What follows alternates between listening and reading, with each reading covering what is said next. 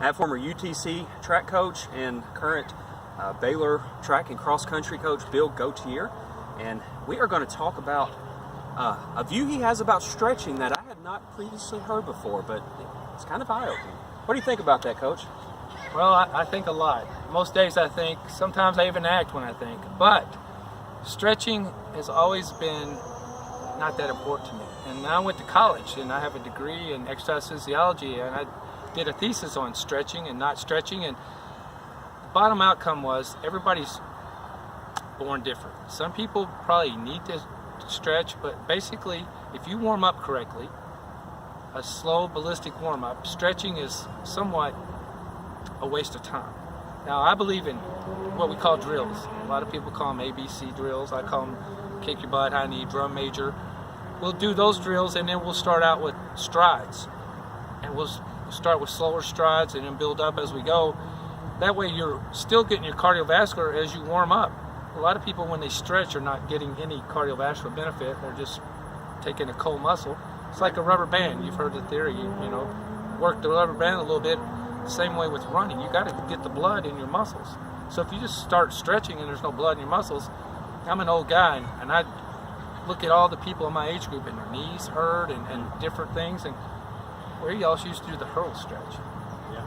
Most of you kids are young, and adults are even younger than me. That's okay. But you know, everybody wanted to flop down and do the hurdle stretch. It was the worst thing in the world. When's the last time you ran with a straight leg?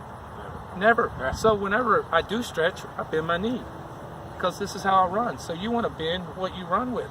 I mean, I can do the I can do the splits. God give me the opportunity to do that. Not a lot of people can, but when you run, you want to mimic running.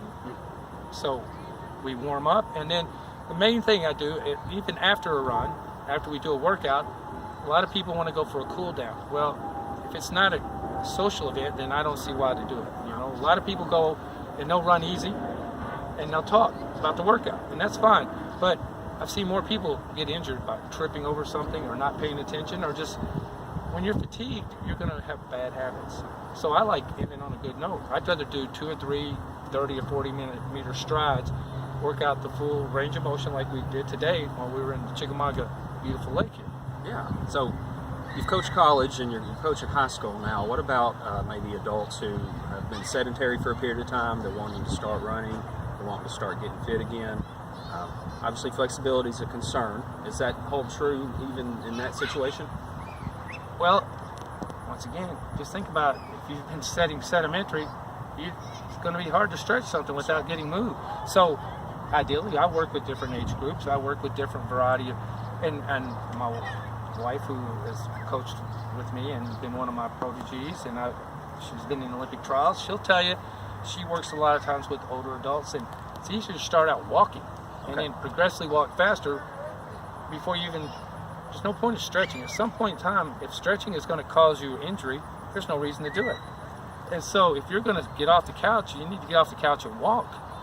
Walk somewhere, and then walk faster the next time. And walk, I call it jogger, runner, racer. Jogger, runner, racer. So so now we're going to be walker, jogger, runner, racer. Walker, jogger, okay.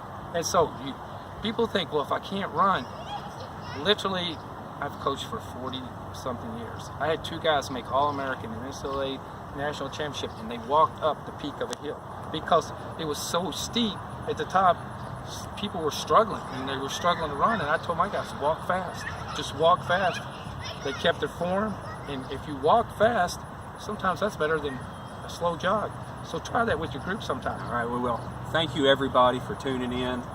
This is great information. Don't hurt yourself. The main thing is to be able to do this for the rest of your life and not to have to be sidelined by an injury. So great advice. Thank you, Coach. I appreciate your time. That's my motto.